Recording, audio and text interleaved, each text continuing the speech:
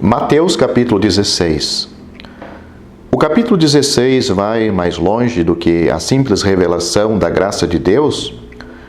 Jesus revela o que devia formar-se nos desígnios dessa graça onde ele era reconhecido, mostrando que os orgulhosos do povo de Deus são rejeitados, que Deus os aborrece, conforme Zacarias capítulo 11, do mesmo modo como eles o aborrecem.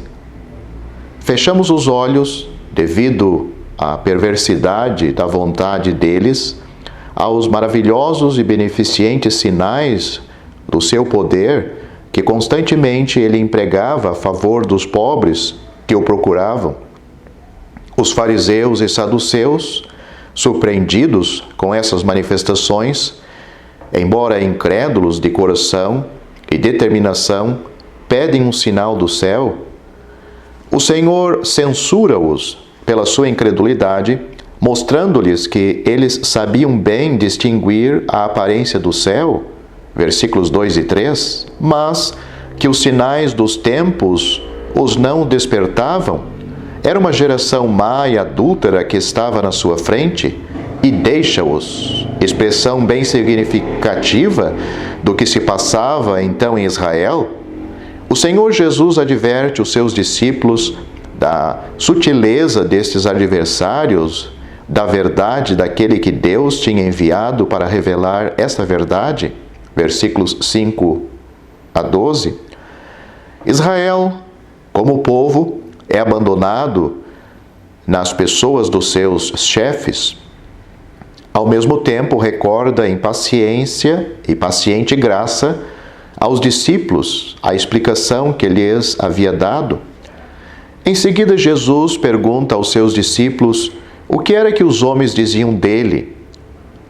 Como lemos no versículo 13 e seguintes, tratava-se de toda sorte de opiniões e não de fé, isto é, da incerteza que pertence à indiferença moral, com a ausência daquela necessidade cônscia de uma alma que só pode descansar na verdade, no Salvador que se tem encontrado. Depois Jesus pergunta aos discípulos o que era que eles próprios diziam dele. Pedro, a quem o Pai se tinha designado revelar-se, declara a sua fé, respondendo-lhe: Tu és o Cristo, o Filho do Deus vivo. Não há nenhuma incerteza aqui, nem simples opinião, mas sim o poderoso efeito da revelação feito pelo próprio Pai, da pessoa de Cristo, ao discípulo que ele havia escolhido para gozar de um tal privilégio. Aqui a condição do povo manifesta-se de uma maneira notável, não acerca da lei, como no capítulo precedente, mas a respeito de Cristo, que lhe tinha sido apresentado. Vemo-lo em contraste com a revelação da sua glória àqueles que o seguiam. Deste modo, temos três classes distintas. Em primeiro lugar, os fariseus arrogantes e incrédulos. Em segundo, as pessoas que sentiam e reconheciam haver em Cristo um poder e uma autoridade divina, mas que continuavam indiferentes. Finalmente, a revelação de Deus e a fé divinamente concedida. No capítulo 15, a graça para com aquela que só nessa mesma graça tem esperança, é posta em contraste com a desobediência e com a perversão hipócrita da lei, pela qual os escribas e os fariseus procuravam ocultar, desobedeciam, sobre o pretexto de piedade. O capítulo 16, julgando a incredulidade dos fariseus a respeito da pessoa de Cristo e pondo de lado esses homens perversos, apresenta a revelação da sua pessoa, a pessoa de Cristo, como fundamento da igreja, que devia substituir os judeus como testemunha de Deus sobre a terra, e anuncia os desígnios de Deus acerca do seu estabelecimento. Juntamente com isto, mostra-nos a administração do reino, tal como era agora estabelecido na terra. Consideremos primeiramente a revelação da pessoa de Cristo. Pedro confessa que Jesus é o Cristo, o cumprimento das promessas feitas por Deus e das profecias que anunciavam a sua realização. Ele era aquele que devia vir, o Messias que Deus tinha prometido. Além disso, ele era o Filho de Deus. O Salmo 2 tinha anunciado que, apesar dos conluios dos chefes perversos do povo e da orgulhosa inimizade dos reis da terra, o Rei de Deus seria consagrado sobre o monte de Sião. Era o Filho gerado de Deus. Os reis e os juízos da terra são chamados a submeter-se-lhe, para não serem feridos com o cetro do seu poder quando ele tomar as nações por sua herança. O estudo dos Salmos faz-nos compreender o que está em relação com o estabelecimento em bênção do remanescente judeu nos últimos dias. Assim, o verdadeiro crente esperava o Filho de Deus, nascido na plenitude dos tempos sobre a terra. Pedro confessou que Jesus era o Filho de Deus. Natanael também o tinha feito. Tu és o Filho de Deus, tu és o Rei de Israel. João capítulo 1, versículo 49. E mais tarde, Marta diz a mesma coisa. No entanto, Pedro, especialmente instruído pelo Pai, acrescenta à sua confissão uma palavra simples, mas muito poderosa. Tu és o Filho do Deus vivo. Jesus não é apenas aquele que cumpre as promessas e responde às profecias. É do Deus vivo que ele é filho, daquele em quem está a vida e o poder vivificante. O Filho herda desse poder de vida em Deus, que nada pode vencer nem destruir. Quem é que pode vencer o poder desse Filho, que era procedente de aquele que vive? Satanás tem o poder da morte. É ele quem mantém o homem sob o domínio dessa terrível consequência do pecado, e isto pelo justo juízo de Deus, que faz a força desse domínio. A expressão do versículo 18, as portas do inferno, do lugar invisível, refere-se a esse reino de Satanás.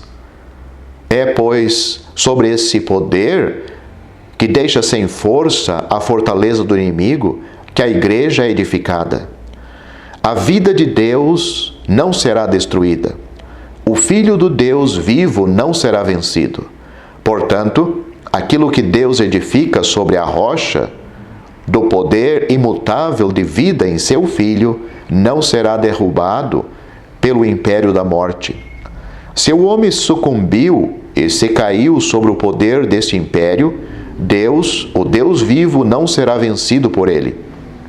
É sobre este fundamento que Deus edifica a sua igreja.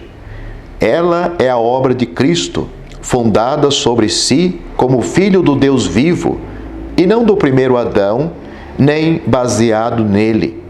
É fundada sobre a sua obra, consumada segundo o poder que esta verdade revela. A pessoa de Jesus, o Filho do Deus vivo, é a sua força. A ressurreição é a demonstração dessa força. Ali ele é declarado Filho de Deus em poder. Consequentemente, não é durante a sua vida, mas sim quando a sua ressurreição de entre os mortos que Jesus começa essa obra. A vida estava nele, mas é após o Pai ter quebrado as portas do próprio inferno, é ele que, pelo seu divino poder, tinha feito isso e ressuscitado, ou seja, o próprio Filho, o Senhor Jesus, que subiu às alturas. Ele começou, pelo Espírito Santo, a edificar aquilo que o poder da morte ou o poder daquele que o detinha, agora já vencido, nunca poderá destruir. É a sua palavra que está em vista aqui e é sobre ela que tudo é fundada. A ressurreição é a prova de que ele é o Filho do Deus vivo e de que as portas do inferno nada podem contra ele. O poder delas é destruído pela sua ressurreição. Por isso nós vemos que a igreja, embora formada sobre a terra, é muito mais do que uma dispensação, mas o reino não o é.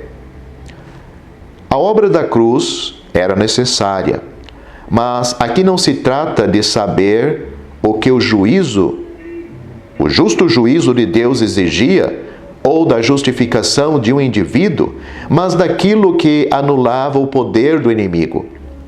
Era dado a Pedro reconhecer a pessoa daquele que vivia segundo o poder da vida de Deus. Era uma revelação particular e direta do céu, da parte do Pai.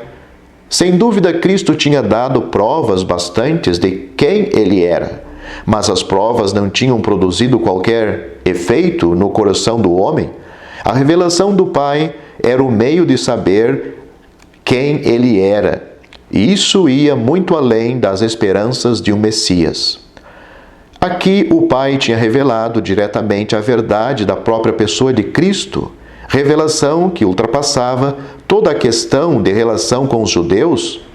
Sobre este fundamento, Cristo edificaria a sua igreja. Pedro, já assim chamado pelo Senhor, recebe, nesta ocasião, uma confirmação desse título.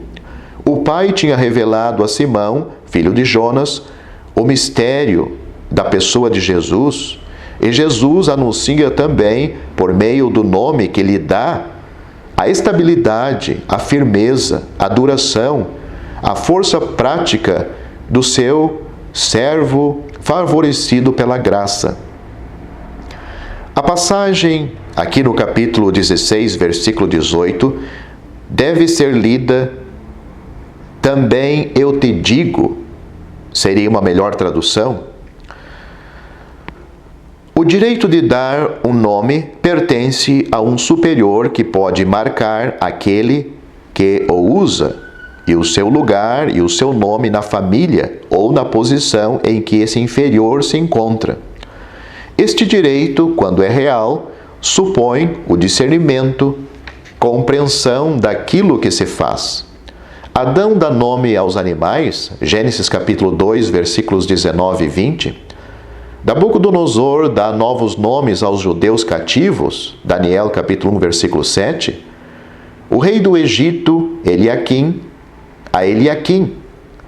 que tinha colocado no trono e a quem passou a chamar Joaquim, 2 Reis capítulo 23, versículo 34. Jesus toma, pois, esse lugar, dizendo a Pedro: meu Pai te revelou, eu também te dou um lugar e um nome relacionado com esta graça.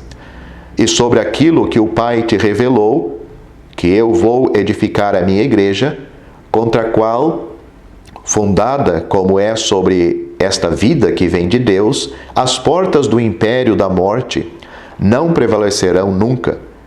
E eu que edifico sobre este fundamento inabalável, eu te dou o lugar de uma pedra, Pedro, em relação com este templo vivo. Pelo dom de Deus, tu pertences já por natureza ao edifício, pedra viva, e tendo conhecimento desta verdade, que é o fundamento, e que faz de cada pedra uma parte do edifício. Pedro era, por excelência, uma pedra, por causa daquela confissão, era-o por antecipação pela eleição de Deus.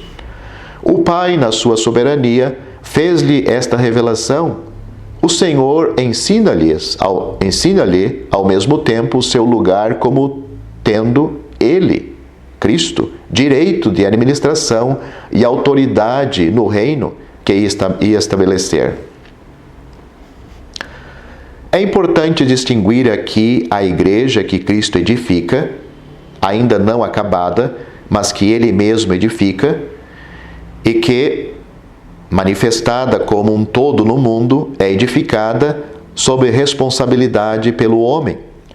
Em Efésios capítulo 2, versículos 20 e 21, e em 1 Pedro capítulo 2, versículos 4 e 5, temos esta construção que cresce e é edificada. Não é feita nenhuma menção do trabalho do homem, quer numa, quer noutra dessas passagens é um trabalho divino.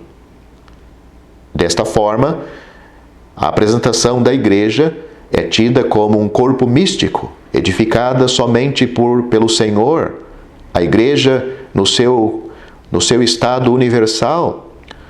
Mas em 1 Coríntios capítulo 3, Paulo é um sábio arquiteto. Outros podem edificar sobre o alicerce de madeira, feno ou palha.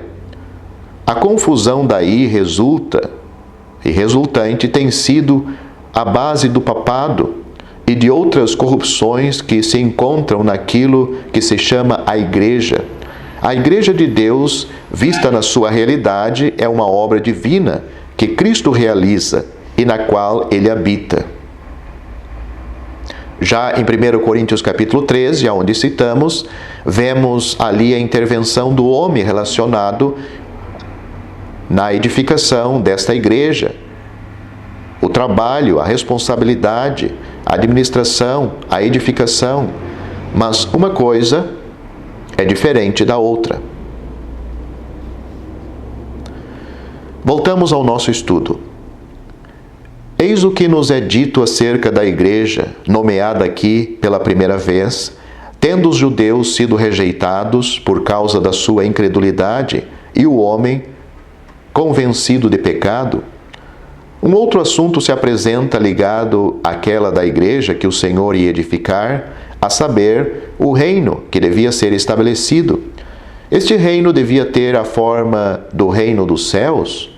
Era-o assim nos desígnios de Deus? Mas tendo o rei sido rejeitado sobre a terra, o reino ia estabelecer-se agora de uma maneira especial. Aliás, embora fosse rejeitado, o Senhor tinha as chaves desse reino. A autoridade pertencia-lhes, mas confiá-las ia a Pedro, que, quando ele, Cristo, tivesse partido, abriria as portas do reino, primeiramente aos judeus e depois aos gentios. Pedro devia exercer também autoridade no reino da parte do Senhor, de modo que o que ele ligasse na terra em nome de Cristo, o verdadeiro rei, embora assunto ao céu, teria sido ligado no céu, e se desligasse alguma coisa na terra em nome de Cristo, isso teria sido desligado no céu. Numa palavra, Pedro tinha o poder de comandar no reino de Deus na terra. E este reino tinha agora o caráter de reino dos céus, porque o seu rei estava no céu e o céu marcaria com a sua autoridade os atos de Pedro. Mas o céu sancionaria os seus atos terrestres e não o fato de ligar ou desligar para o céu. A igreja relacionada com o caráter do Filho do Deus vivo e edificada por Cristo, embora formada sobre a terra, pertence ao céu. O reino, embora dirigida do céu, pertence à terra. Tem aqui o seu lugar e o seu serviço.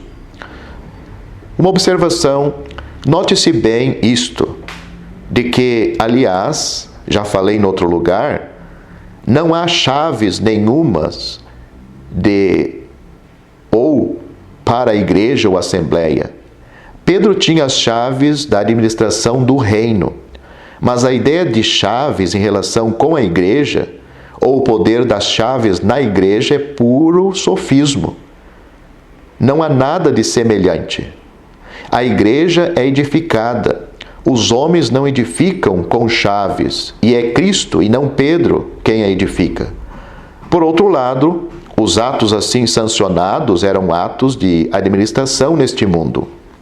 O céu sancionava esses atos. Não tem relação com o céu, mas apenas com a administração terrestre do reino. Além disso, forçoso é notar que o que é conferido aqui é individual e pessoal. Era um nome e uma autoridade conferidos a Simão, filho de Jonas. Algumas outras notas ajudar-nos-ão a melhor compreender o alcance desse capítulo. Na parábola do semeador, capítulo 13, a pessoa do Senhor não é apresentada, trata-se apenas de semear e não de ceifar. Na primeira analogia do reino, ele é o filho do homem e o campo é o mundo. Jesus está inteiramente fora do judaísmo. O capítulo 14 deste mesmo evangelho, Mateus, mostra-nos o estado das coisas desde a rejeição de João Batista até ao tempo em que o Senhor, por seu lado, for reconhecido ali, onde foi rejeitado. No capítulo 15 é a luta moral e Deus vê-se a si próprio ali em graça, como estando acima do mal. Não me deterei mais sobre este assunto, mas no capítulo 16 temos a pessoa do Filho de Deus, o Deus vivo, depois a Igreja e Cristo, o Construtor. No capítulo 17 temos o reino com o Filho do Homem, vindo em glória.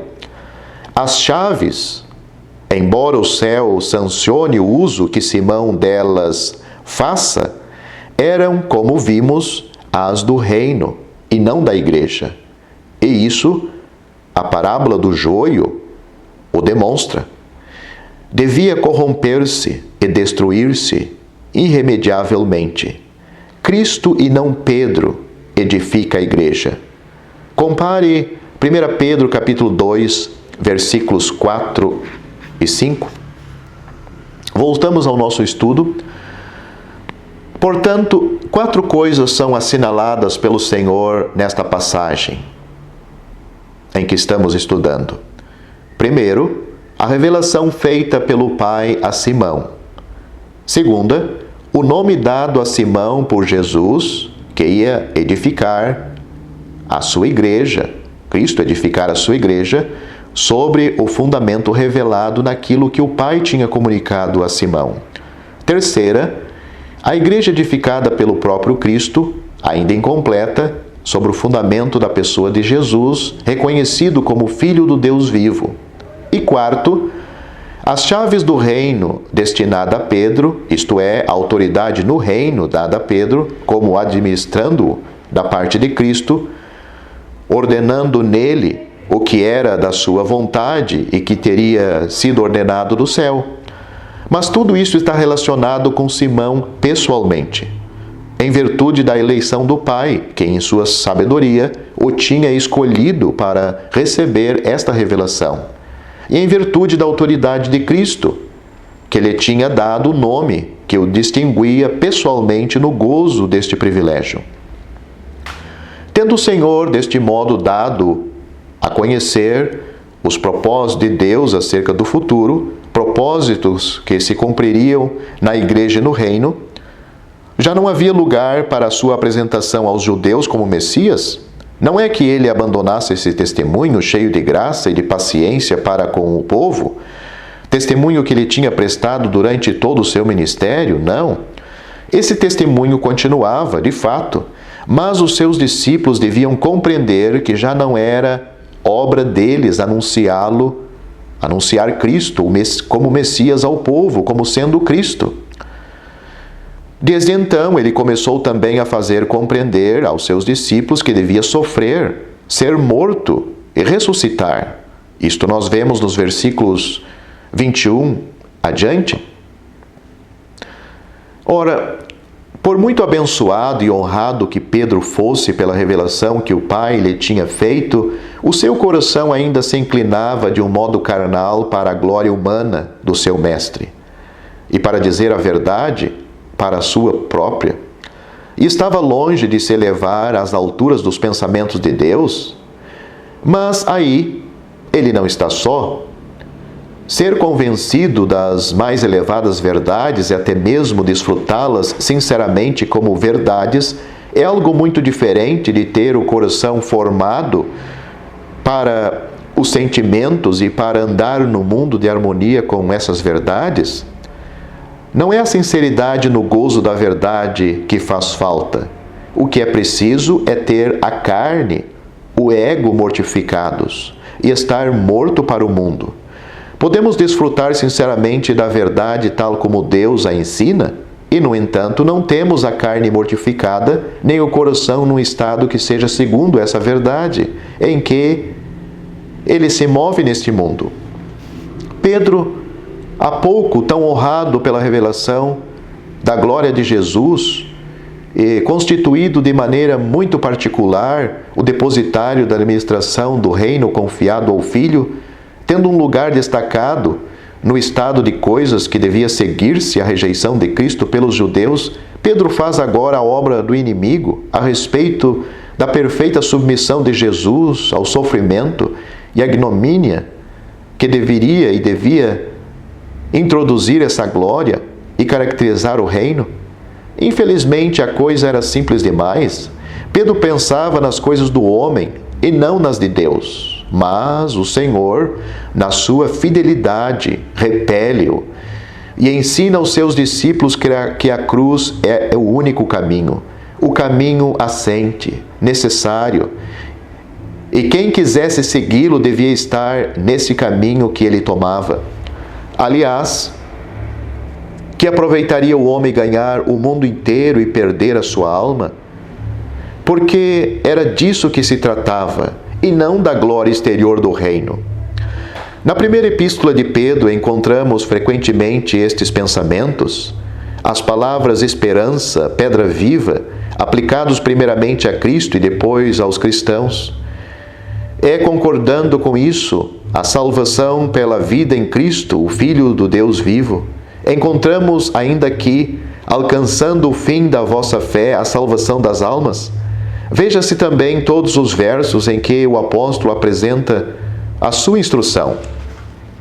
Após ter examinado este capítulo, como sendo a expressão da transição do sistema messiânico para o estabelecimento da igreja, fundada sobre a revelação da pessoa de Cristo, desejo chamar também a atenção para os caráteres de incredulidade que ali se desenvolvem, quer entre os judeus, quer nos corações dos discípulos.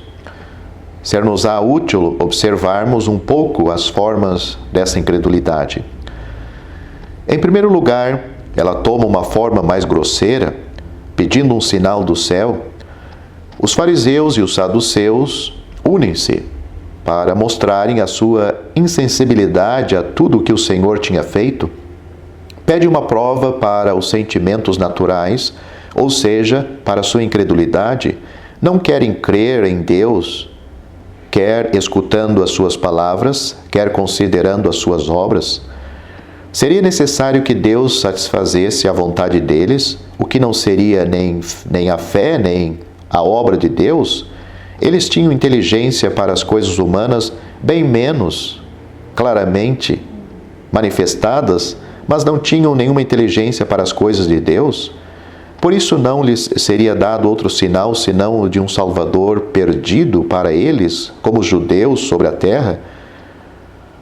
Teriam de se submeter, quer quisessem, quer não, ao juízo da incredulidade que manifestavam.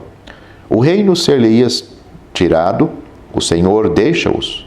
O sinal de Jonas está ligado com o assunto de todo o capítulo. Vemos em seguida a mesma falta de atenção para com o poder manifestado nas obras de Jesus, mas já não se trata da oposição da vontade incrédula, a preocupação do coração pelas coisas presentes, sobretaio a influência dos sinais já dados. Mas isto é fraqueza e não má vontade. No entanto, os discípulos são culpados e Jesus chama-os homens de pouca fé, mas não hipócritas, nem geração perversa e adúltera.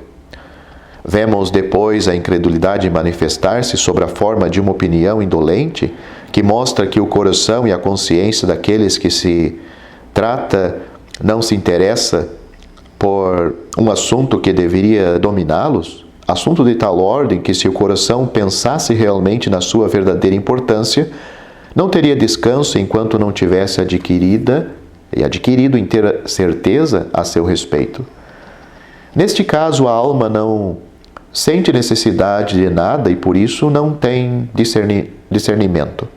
Quando a alma sente necessidades, uma só coisa pode satisfazê-la, e não pode haver descanso enquanto a não encontrar. A revelação de Deus que cria essas necessidades não deixa a alma tranquila até que ela possua com toda a certeza o que a despertou. Os que não sentem necessidades podem permanecer nas suas probabilidades, cada um segundo o seu caráter natural, a sua educação e as suas circunstâncias. Existem muitas coisas para despertar a curiosidade. A mente está ocupada com elas e afaz o seu juízo. A fé tem necessidades e, em princípio, tem compreensão do objetivo e do objeto que responde a essas necessidades. A alma é exercitada até encontrar o que precisa. O fato é que Deus está presente. É o caso de Pedro. O pai revela-lhes o seu filho. Embora fosse fraco, encontra-se nele uma fé viva e reconhece seu estado da sua alma quando diz: Senhor, para quem iremos nós? Tu tens as palavras da vida eterna e nós temos visto e crido que Tu és o Cristo, o Filho do Deus vivo. João capítulo 6, versículos 6 e 68 e 69. Feliz o homem a quem Deus revela tais verdades, em quem desperta tais necessidades. Pode haver lutas, muitas coisas para aprender, muito que mortificar, mas o plano de Deus está ali com a vida com que isto se relaciona. Vimos o seu efeito no caso de Pedro. Cada crente tem o seu lugar no templo, do qual Simão era uma pedra tão destacada. Segue-se então que o coração esteja na prática à altura da revelação que lhe foi feita. Não. A carne, ao fim e ao cabo, pode estar mortificada do lado onde a revelação toca a nossa posição terrestre. Com efeito, a revelação feita a Pedro implicava a rejeição do Cristo neste mundo. Levava necessariamente à humilhação de Cristo e à sua morte. Esse era o ponto essencial. Substituir a revelação do Filho de Deus, da Igreja e do Reino Celeste pela manifestação do Messias na terra? O que isso significava, senão que Jesus devia ser entregue aos gentios, ser crucificado e depois ressuscitar? Mas Pedro não havia prestado moralmente atenção a tudo isso. Pelo contrário, seu coração carnal aproveitava-se da revelação que lhe tinha sido feito e do que o Senhor lhe tinha dito para se levar aos seus próprios olhos. Ele via, pois, a glória pessoal de Jesus sem lhe aprender as consequências morais, põe-se a repreender o próprio Senhor e procura afastá-lo do caminho da obediência e da submissão. O Senhor, sempre fiel, trata-o então como um adversário. Infelizmente, quantas vezes temos nós gozado sinceramente de uma verdade e, no entanto, faltando as consequências práticas que daí decorriam para nós sobre a terra. Um Salvador celeste glorificado que edifica a igreja, isso implica a cruz sobre a terra. A carne não compreende isto. Ela eleva o seu Messias ao céu, por assim dizer, mas tomar a sua parte da humilhação, que necessariamente se segue, não é a sua ideia de um Messias glorioso. A carne tem de ser mortificada para tomar este lugar. Para isso é-nos necessário a força de Cristo pelo Espírito Santo. Um crente que não está crucificado para o mundo não é senão uma pedra de tropeço para todos aqueles que procuram seguir a Cristo. Tais são as formas de incredulidade que precedem a verdadeira confissão de Cristo e que, infelizmente, se encontram naqueles que sinceramente o têm confessado e conhecido, não estando a carne mortificada de maneira a fazer andar a alma à altura daquilo que ela aprendeu de Deus, e estando a inteligência espiritual obscurecida pelo pensamento das consequências que a carne rejeita. Mas se a cruz é a entrada do reino, a glória não tardará a produzir-se. Sendo o Messias rejeitado pelos judeus, um título mais glorioso e de mais profundo alcance é revelado. O Filho do Homem virá na glória do seu Pai, porque ele é Filho de Deus, e dará a cada um segundo as suas obras, como é visto, versículo 27. Alguns, mesmo dos que ali estavam, não provariam a morte, pois era dela que falavam, antes de terem visto a manifestação da glória do reino que pertencia ao Filho do Homem. Podemos notar aqui o título de Filho de Deus posto como fundamento. O título de Messias é abandonado, enquanto o testemunho prestado neste tempo é substituído pelo de Filho do Homem, que Jesus toma ao mesmo tempo que o de o Filho de Deus, e que tinha uma glória que lhe pertencia de pleno direito. Jesus devia vir na glória de seu Pai como Filho de Deus, e no seu reino como Filho do Homem. É interessante recordar aqui a instrução que nos é dada no princípio do livro dos Salmos. O justo, distinguido da congregação dos ímpios, foi apresentado no Salmo 1. No capítulo, ou no Salmo 2, encontramos a revolta dos reis da terra e dos príncipes contra o Eterno e contra o seu ungido, quer dizer, o seu Cristo. Ora, a este respeito é declarado o decreto do Eterno. Adonai, o Senhor, rir-se-á deles desde o céu. Além disso, o rei de Jeová será estabelecido no monte de Sião. Eis o decreto. O Senhor me disse: Tu és meu filho, eu hoje te gerei. E é ordenado aos reis e aos juízes da terra que beijem o filho. Vimos que Pedro ia mais longe. Aqui, Cristo é considerado como filho nascido sobre a terra no tempo, e não como filho eternamente no seio do Pai. Pedro, sem receber a plena revelação desta verdade, vê-o como filho segundo o poder da vida divina na sua própria pessoa, pessoa sobre o qual a igreja, por conseguinte, podia ser edificada. Mas aqui consideramos o que se reporta ao reino. Nos salmos seguintes, toda esta glória é obscurecida. A angústia do remanescente, na qual Cristo tem uma parte, é-nos revelada. Depois, no Salmo 8, Cristo é proclamado Filho do Homem, herdeiro de todos os direitos conferido em soberania ao homem pelos desígnios de Deus. O nome de Jeová torna-se excelente em toda a terra. Estes salmos não vão além da parte terrestre dessas verdades, excepto na passagem: aquele que habita no céu se rirá deles. Salmo capítulo 2, versículo 4. Enquanto que em Mateus capítulo 16, a relação do Filho de Deus com isto e a sua vinda com os anjos, para não falar da igreja, são postas sobre os nossos olhos.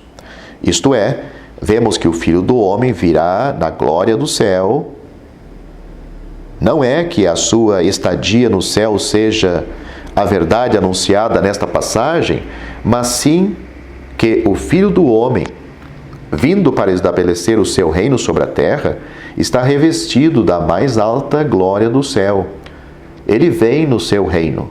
O reino está estabelecido sobre a terra, mas ele vem com a glória do céu para o tomar. É o que o capítulo seguinte nos vai mostrar, segundo a promessa do versículo 28 deste capítulo. Nos evangelhos que falam do reino, a transfiguração segue-se imediatamente à promessa de se não provar a morte antes de ver o reino do Filho do Homem. E não somente isto, mas Pedro, na sua segunda epístola, capítulo 1, versículo 16, fala desta cena, declara que era uma manifestação do poder e da vinda de nosso Senhor Jesus Cristo. Diz ele que a palavra profética lhes tinha sido confirmada pela revelação da sua majestade, de sorte que os apóstolos sabiam do que falavam, anunciando o poder e a vinda de Cristo, por terem visto a sua majestade. É efetivamente nesse sentido que o Senhor fala dela aqui. Como temos visto, a transfiguração era uma demonstração da glória em que ele viria depois para confirmar a fé dos seus discípulos na perspectiva da sua morte, a qual lhes acabava de anunciar.